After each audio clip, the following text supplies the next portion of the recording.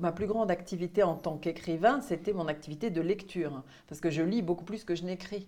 Et la lecture est un élément de mon travail qui est euh, très très important. Et que maintenant, j'en suis venue à un point où quand je lis, j'écris, et quand j'écris, je lis, ça n'est plus très clair.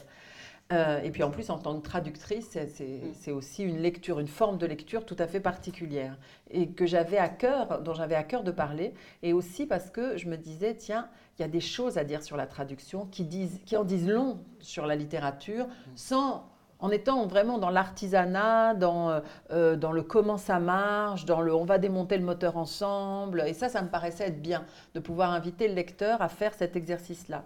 Et donc je me suis dit, je vais me présenter, non pas en tant qu'écrivain, et qui sait comment on fait, parce que je ne sais pas en fait comment on fait, je vais me présenter comme lectrice et voir et aller revisiter le parcours qui a été le mien. Il faut dire que ce parcours était très étrange parce que jusqu'à 17 ans, je n'ai rien lu.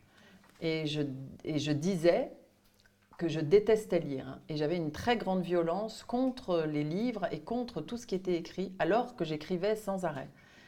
Et il y a eu une révolution à 17 ans, il y a eu un retournement, et à partir de ce moment-là, je suis devenue graduellement une si grande lectrice que c'en est un problème d'hygiène sociale pratiquement. Donc je me disais, tiens, il y a quelque chose à explorer, il y a une énigme, on va pouvoir faire une enquête, c'est une question que je pose et après tout, ça pourra peut-être faire écho aussi, puisque je suis souvent, en tant qu'auteur pour enfants, on est très souvent invité dans les classes. Et, euh, et donc, je suis intervenue dans des dizaines de classes tout au long de ma carrière, des petits, des moyens, des grands, et il y a toujours cette question très tendue de ils aiment pas lire, hein. Ça je vous le cache pas, hein. Personne n'aime lire.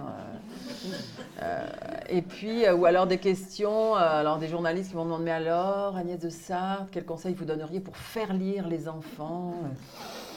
Et moi ça me donne toujours l'impression de foie gras là, avec les oies.